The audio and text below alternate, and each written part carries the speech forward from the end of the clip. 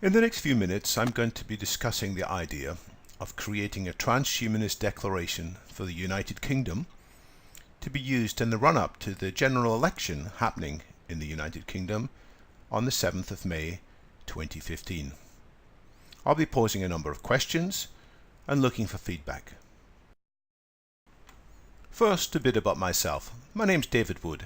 Some of you may know me as the chair of London Futurists.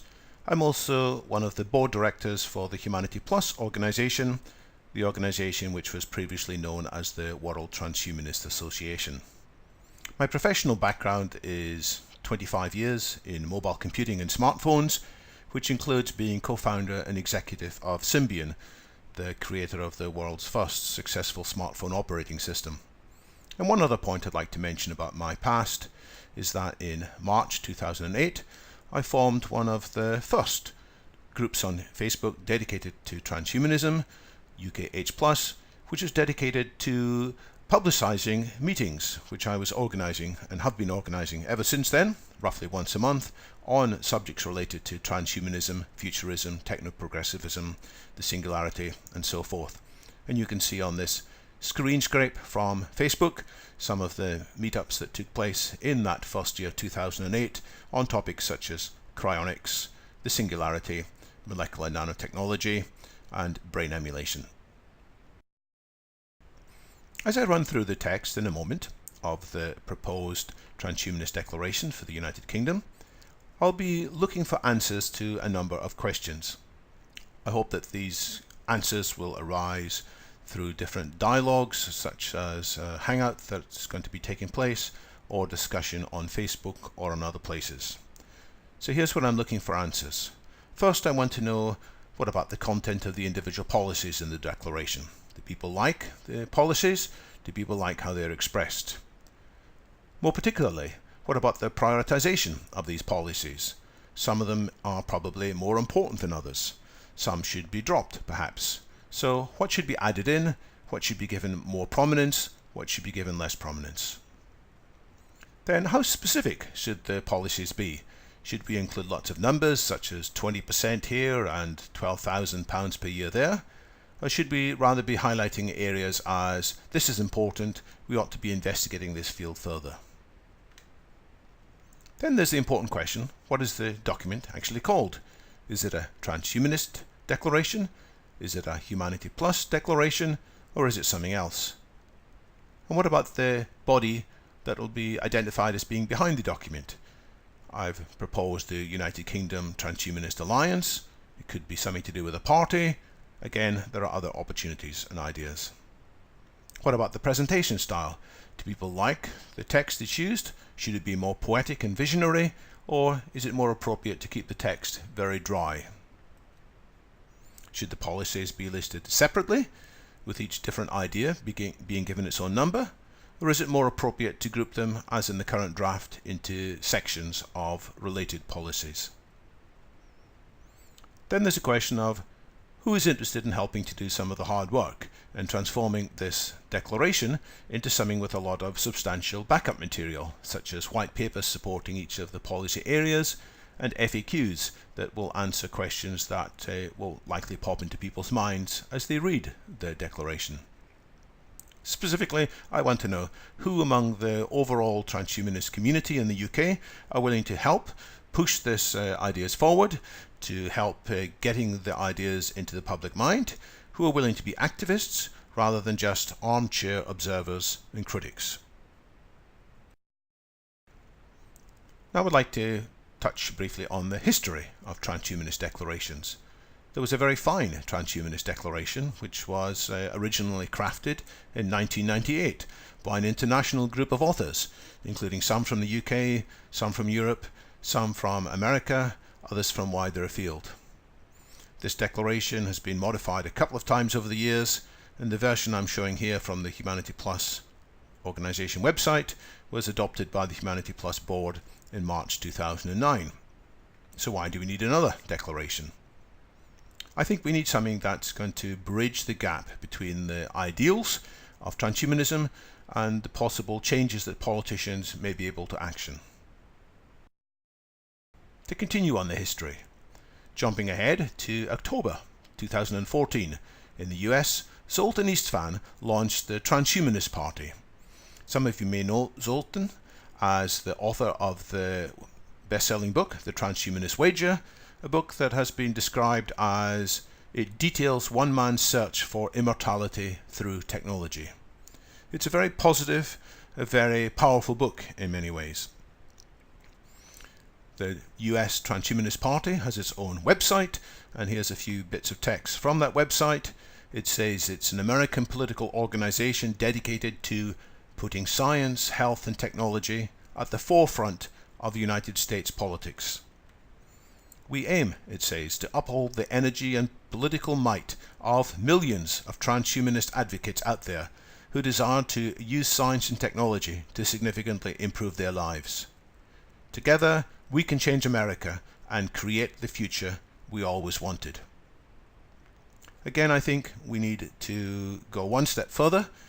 We need to be able to spell out some particular policy changes we would like politicians to be acting. Zoltan is declared as a candidate for the US president in 2016.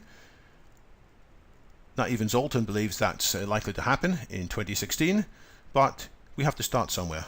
And his view is that by putting transhumanism into the mind of politicians at this time, it's setting the groundwork for more and more of transhumanist policies to be adopted in the future. And perhaps one day, we don't know when, perhaps 2020, 2024, 2028, there will be somebody in the White House, and indeed other people in other heads of government around the world, who can wholeheartedly say they support the Transhumanist Declaration. Jumping ahead further in the history. In November 2014, in Paris, the Techno-Progressive Declaration was issued, and you can read the text on the IEET website. It contains text such as the following: "It is time for techno-progressives, transhumanists and futurists to step up our political engagement and attempt to influence the course of events." In other words, it's not enough just to be an armchair observer of the change in technology. Some other text from that declaration is: "All persons should be liberated from the necessity of the toil of work. Every human being should be guaranteed an income, healthcare, and lifelong access to education." That gives you the flavour. Then, December 2014, there's the idea of the United Kingdom Transhumanist Declaration, which takes text, certainly from the Techno-Progressive Declaration, but more than that, it proposes some policies which could be put into practice in the United Kingdom within the timescale of the next government. That's the 5 years from 2015 to 2020. Hopefully, this United Kingdom document can provide some inspiration and possibly a template for other transhumanist initiatives in other countries in Europe and further afield. And hopefully these other initiatives in other countries will also be able to teach the United Kingdom initiative many positive learnings as well. So that's the background. Now let's look more closely at the text that's in the current draft of this Transhumanist Declaration. The text that's in the next few slides is taken from draft V0.08 of the document as on the 29th of December 2014. By the time you see this video, the text may well have evolved further under improvement from other feedback. The declaration starts with context. First, context about technology. Accelerating technology has the potential to change lives in the next 10 years more profoundly than in any preceding 10-year period in history. These changes include potential tremendous downsides as well as potential tremendous upsides. Politicians of all parties urgently need to think through the consequences of these changes in advance, to take part in a wide public discussion and exploration of these changes, and to adjust public policy in order to favour positive outcomes. That's the first request in the Transhumanist Declaration. The second piece of context is about transhumanism itself. Transhumanism is the viewpoint that human society should embrace wisely and thoughtfully, the radical transformational potential of technology. Recent and forthcoming breakthroughs in technology fields, such as nanotechnology, synthetic biology, renewable energy, regenerative medicine, brain sciences, big data analytics, robotics, and artificial intelligence, can enable humans to adapt to and overcome many of the deeply debilitating, oppressive, and risky aspects of our lives, allow everyone a much wider range of personal autonomy, choice, experience, and fulfillment, facilitate improved international relations, social harmony, and a sustainable new cooperation with nature and the environment. The policies suggested in this document are designed to facilitate these positive transformations whilst avoiding adverse negative consequences. So what are the policies? They're spread over 8 areas. First, action for healthy longevity. Second, a basic income guarantee, also known as universal basic income. Third, a reform of the legal aspects controlling drugs and therapy. Fourth, address market failures that pose existential threats. 5. Education for the future. 6. Intellectual property law reform. 7. A section on human and non-human rights. And last, how are we going to cover the costs of these new initiatives? Because it's all very well saying that government should spend more money on all these policy areas, but at the same time we'll have to explain how these new programs will be costed and where the money is going to come from.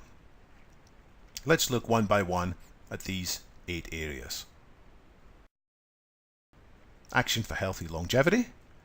The main proposal here is that we should reassign a chunk of the public funding that currently goes to researching specific diseases. It should go instead to researching solutions to aging. And the figure in mind here is 20% of that funding. This may not be possible straight away, but over the course of a 5-year parliament, that change could be put in place.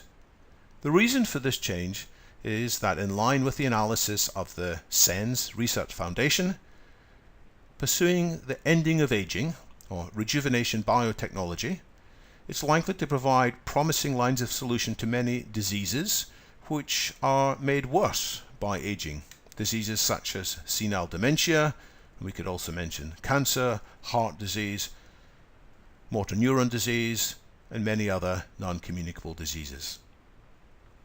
There are some secondary ideas here too, that we could argue for an increase in the effectiveness in public health information communications to counterbalance the huge marketing clout of companies who more or less incessantly promote unhealthy food and lifestyles.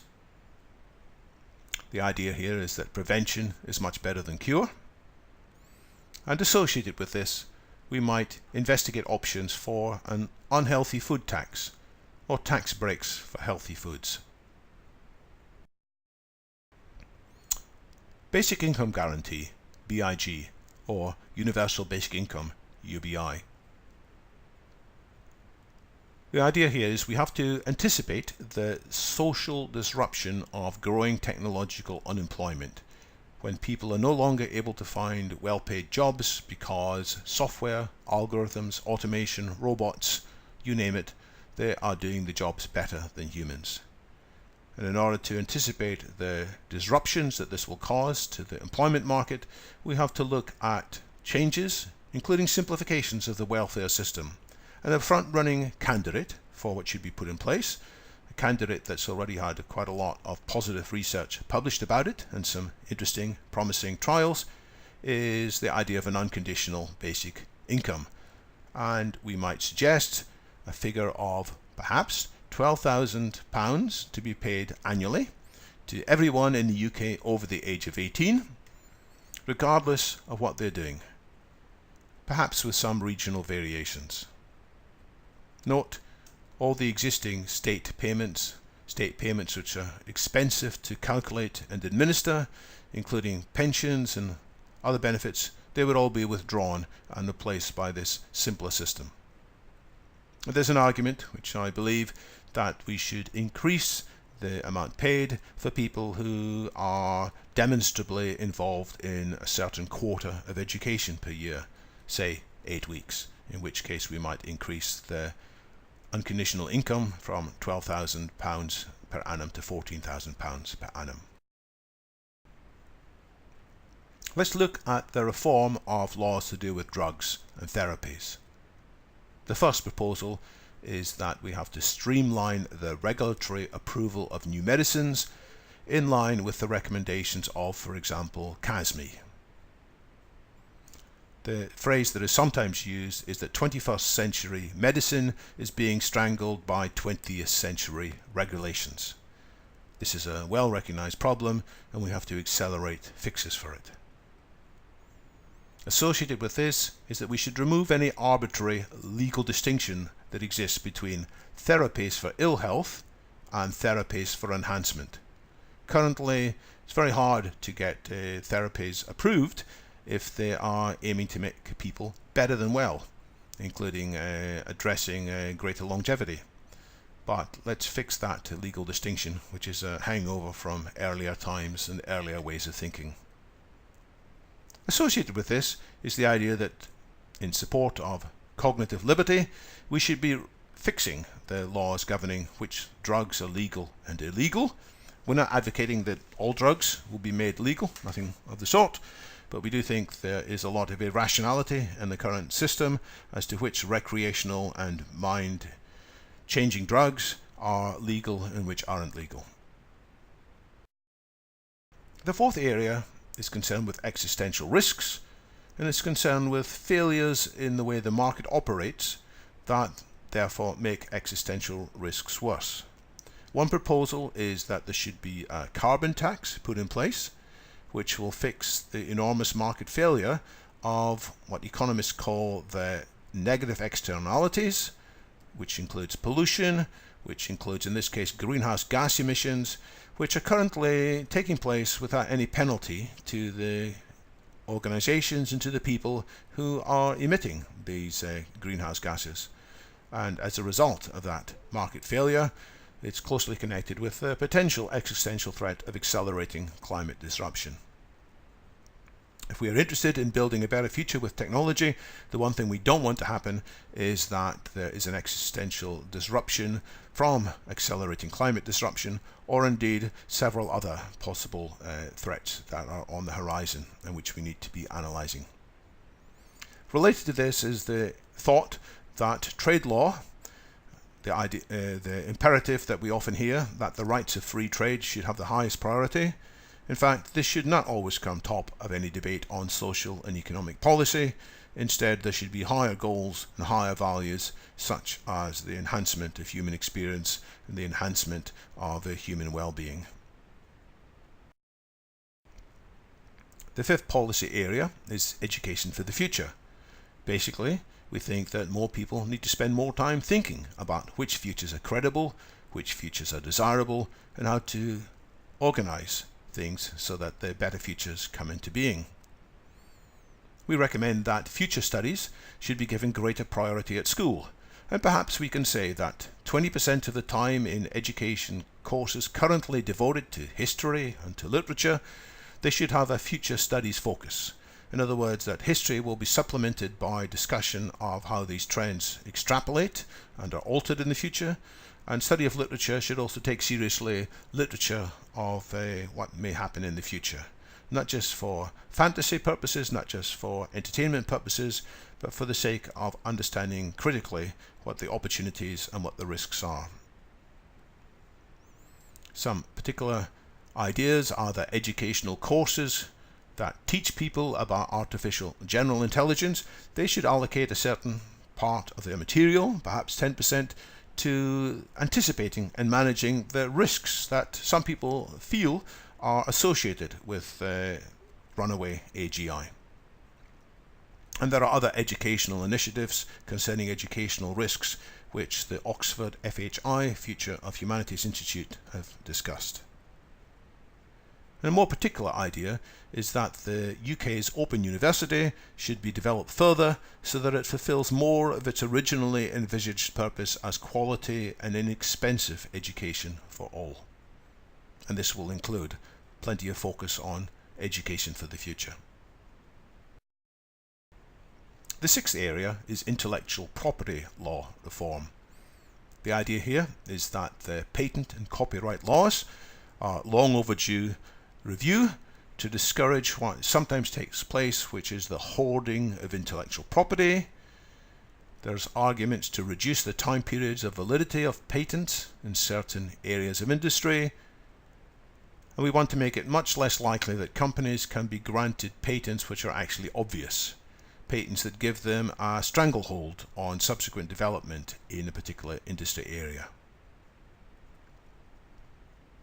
Associated with this, we believe that each educational establishment, such as universities, should make an increasing proportion of its materials freely and easily accessible online every year, spreading intellectual property more widely, more fully, so that more people can benefit and so that more people can work on the solutions to the challenges that are being highlighted indeed in this declaration.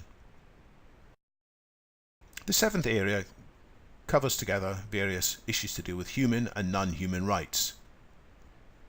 We believe in exploring the gradual applicability of selected human rights to sentient beings such as primates, perhaps dolphins, any other animals that demonstrate relevant mental life. We believe in hastening the adoption of synthetic meat, and that will make it easier to abolish the cruelty that farm animals, especially farm animals under intense circumstances, presently experience. We believe in supporting sexual and gender minorities around their right to bodily self-determination, and we want to make it easier for people to choose to enter a state of cryonic suspension if their bodies are coming closer to clinical death. That's something which is pretty hard to organize for the time being, which could become much more popular if the legislation and the processes are improved. Last but not least, we have to look at how the costs of all these initiatives will be covered. One idea is to introduce something called a Tobin tax on selected financial transactions. There's potentially a lot of money that could be made, even with a small percentage charge, and there is the possible additional benefit of helping to rebalance the energy and the resources in the country away from unproductive financial speculation into material innovation. Another idea, which is only an idea, it's got downsides as well, but we should look at exploring a tax on automation, which would help to pay the basic income guarantee of employees who are displaced by automation. Evidently, we don't want to discourage automation, but there may be a smart way to do this. Smarter forms of international cooperation should reduce costs from duplicated efforts across different countries. So rather than trying to solve all these issues within the UK, there is scope for cooperation with other countries in Europe and more widely, potentially with significant savings. And the last proposal here is that as human efforts are no longer needed for historical tasks which can now be done more cheaply via automation, it should allow more discretionary time and effort to be applied to the tasks listed earlier, although this will require a lot of organizational skills. So that's a brief walk through the Transhumanist Declaration for the United Kingdom, with an eye to producing some questions and some proposals which we would like to put to politicians of all parties in the run-up to the general election in May 2015. Thank you for listening.